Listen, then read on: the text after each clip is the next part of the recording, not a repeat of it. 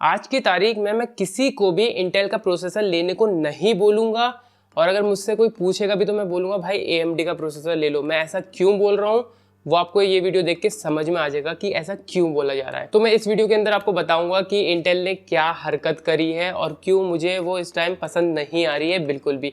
कुछ ऐसी हरकतें हैं जो कि शायद आपको भी सुन के पसंद नहीं आएगा, क्योंकि 10th जनरेशन के प्रोसेसर हैं वो सारे लॉन्च हो चुके हैं। वो सेलेरॉन से लेके i9 तक सब लॉन्च हो चुके हैं, सबके स्पेक्स हैं हमारे सामने और सबके प्राइस भी हैं, और प्राइस भी काफ़ी ज़्यादा हैं। और उसको देखने के बाद मुझे ऐसा लगता है कि वो कहीं से भी वर्थ इट नहीं है, मतलब किसी को भी ख़रीदना नहीं चाहिए इंटेल के प्रोसेसर। उसकी जगह AMD ज़्यादा अच्छा है। वो सब ऐसा मैं क्यों बोल रहा हूँ आपको मैं समझाता हूँ।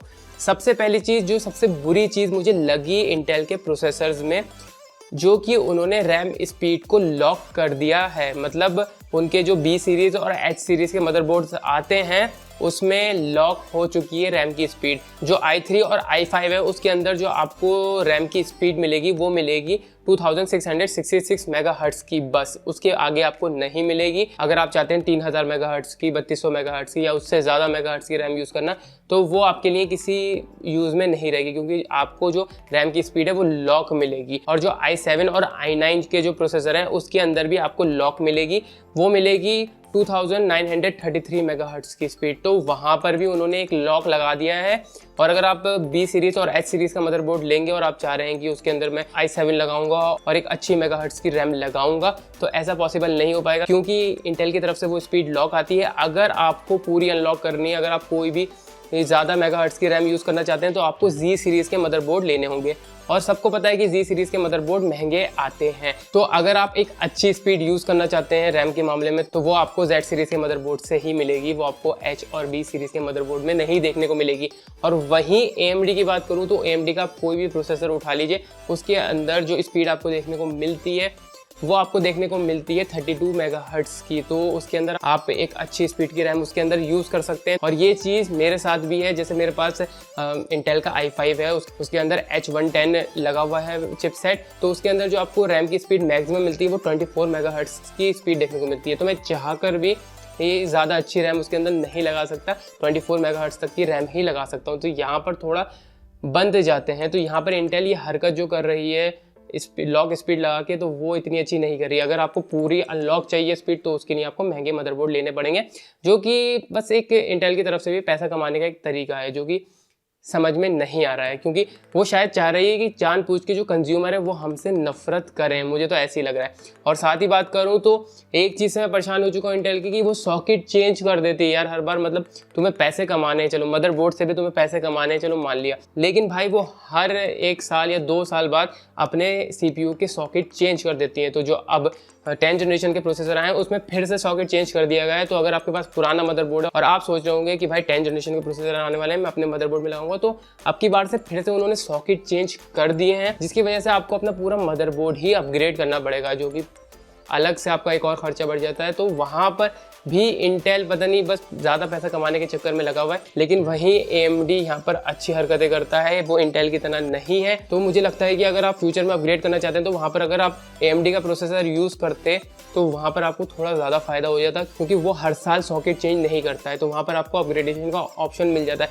लेकिन इंटेल की तरफ आपको हर बार मदरबोर्ड ही अपग्रेड करना पड़ेगा। हर 1 या 2 साल बाद वो सॉकेट चेंज करता है। वैसे तो मोस्ट प्रोबेबली हर साल ही वो सॉकेट चेंज कर देता है। एक और चीज़ जो कि मुझे बिल्कुल भी पसंद नहीं आ रही है, जो इंटेल ने 10 जनरेशन में भी कर रखी है, वो है 14 नैनोमीटर टेक्नोलॉजी को यूज़ करना।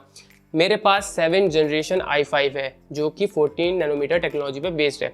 7 generation, 8 generation, 9 generation, 10th generation, 4 साल हो चुके हैं पूरे, और अभी तक वो 14 नैनोमीटर टेक्नोलॉजी पर ही है। मतलब जो 2016 में उसने प्रोसेसर लॉन्च करा था जिसमें 14 नैनोमीटर टेक्नोलॉजी मिलती थी, और जो 2020 में कर रही है उसमें भी 14 नैनोमीटर टेक्नोलॉजी देखने को मिलती है।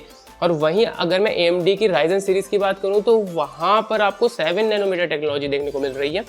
तो काफ़ी ज़्यादा अच्छी बात है। और अब तो जो AMD है वो 5 नैनोमीटर पे काम कर रहा है, तो आने वाले टाइम में आपको 5 नैनोमीटर के प्रोसेसर देखने को मिल सकते हैं। तो वहाँ पर ज़्यादा पावर एफिशिएंट भी होंगे जो AMD के प्रोसेसर हैं, लेकिन इंटेल के वही नहीं होंगे पावर एफिशिएंट। और अगर आप दोनों के पावर कंजम्पशन देखेंगे, इंटेल के प्रोसेसर के और AMD के लेटेस्ट जनरेशन के प्रोसेसर के पावर कंजम्पशन देखेंगे, तो आपको सामने से फर्क पता चलेगा कि AMD के जो प्रोसेसर हैं वो कम पावर लेते हैं। और चीज़ की बात करूँ तो अगर आप i9 के सबसे हाई लेवल प्रोसेसर पे भी चले जाते हैं तो आप देखेंगे कि आपको मैक्सिमम 10 कोर्स और 20 थ्रेड्स देखने को ही मिलते हैं।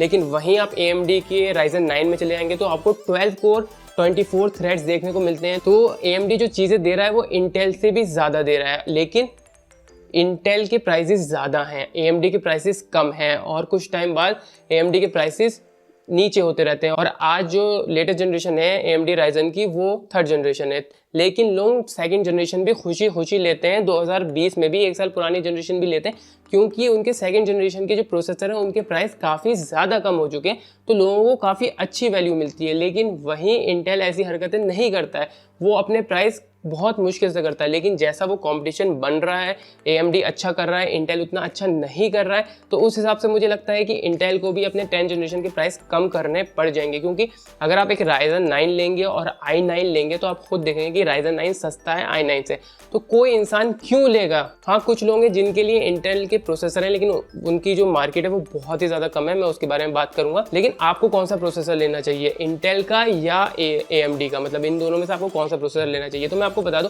कि अगर आप ज़रा सा भी प्रोफेशनल वर्क करते हैं, वीडियो एडिटिंग, फोटो एडिटिंग या स्ट्रीमिंग करते हैं, या आपका यूट्यूब चैनल है या कुछ भी है, तो अगर आप थोड़ा सा भी प्रोफेशनल वर्क करते हैं तो भाई इंटेल को आप भूल जाइए बिल्कुल भी। आपको लेना है AMD, सिंपल सी बात बोल रहा हूँ, आपको AMD ही लेना है, क्योंकि वो ज़्यादा अच्छी वैल्यू ऑफर कर रहा है। उसका आप प्राइस टू परफॉर्मेंस रेशियो देखेंगे तो वो भी अच्छा है। आपको पैसे कम खर्च करने पड़ेंगे AMD में, क्योंकि उसके अंदर एक और चीज़ है कि उसके अंदर आपको कूलर साथ में मिलता है। लेकिन वहीं इंटेल के जो K सीरीज़ के प्रोसेसर हैं जिनको आप ओवरक्लॉक कर सकते हैं, उनके अंदर आपको कोई भी कूलर पहले से देखने को नहीं मिलता है।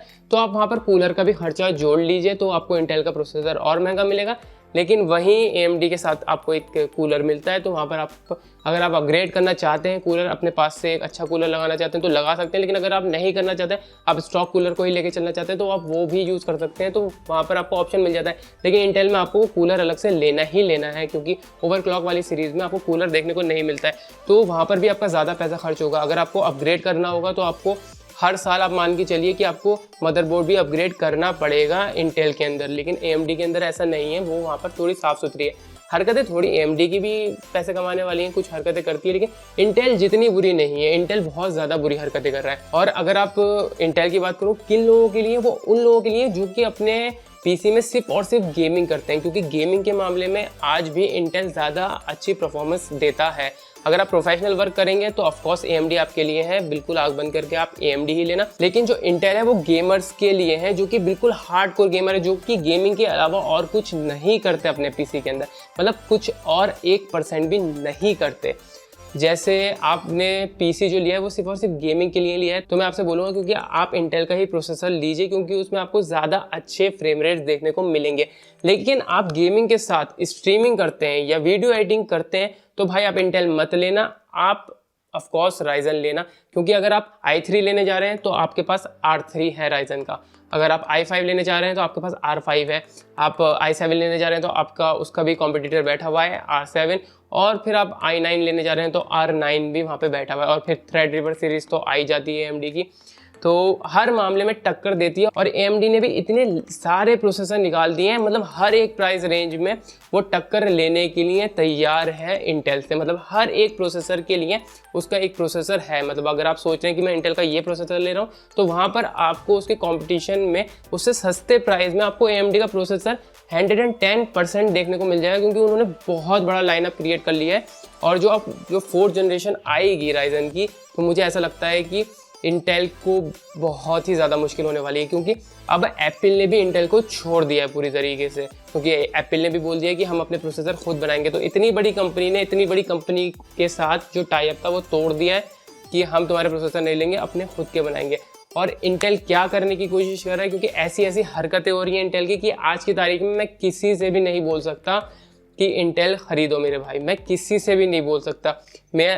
मुझसे कई लोग पूछते हैं, मेरे जो दोस्त हैं वो लैपटॉप ख़रीदते हैं या PC ख़रीदते हैं, तो मुझसे पूछते हैं कि भाई कौन सा लूँ। तो पिछले कुछ 1-1.5 साल से मैंने उनको इंटेल का प्रोसेसर बोला ही नहीं है लेने को। अगर लैपटॉप भी ले रहा हूँ मैं कह रहा हूँ भाई राइजन ले लो। पहली बात तो वो इंटेल से सस्ता होगा, ऊपर से एक अच्छी परफॉर्मेंस आपको मिलेगी। तो वहाँ पर मैं सबको अब AMD रिकमेंड करता हूँ। और मुझे खुद से लगता था कि कुछ बोलेगा इंटेल, कुछ कम बैक करेगा, लेकिन वो नहीं कर रहा है बिल्कुल भी। पता नहीं क्या हुआ है इंटेल को, क्या करने की कोशिश कर रहा है। शायद हो सकता है वो मुझे गलत साबित कर दे अगले साल जब वो 11 जनरेशन लाए, तो हो सकता है कि बहुत कर रही चीज़ लिया है। लेकिन अभी जो चल रहा है फिलहाल मार्केट में, तो यार AMD ही है बस। आप इंटेल क्यों लोगे? मतलब कोई समझदार इंसान इंटेल नहीं लेगा, सिर्फ वही लेगा जो बिल्कुल हार्डकोर गेमिंग करता है, गेमिंग के अलावा दूसरा काम नहीं करता अपने पीसी में, या फिर वो लोग जो कि एक नई कंपनी में जाने से डरते हैं कि भाई इंटेल में इतने सालों से यूज़ कर रहा हूँ, इंटेल पे मेरा भरोसा है।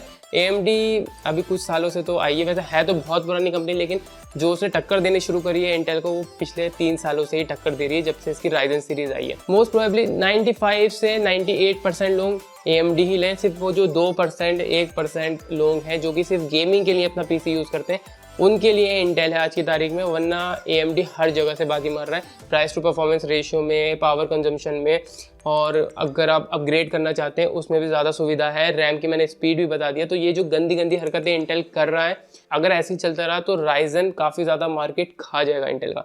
तो मैं भी चाहता हूँ कि इंटेल सुधरे ताकि हमें हेल्दी कॉम्पिटिशन देखने को मिले, ताकि राइजन को भी और मेहनत करनी पड़े और उसको और प्राइस डाउन करना पड़े, और इंटेल भी प्राइस डाउन करे जिससे कंज्यूमर का फ़ायदा हो।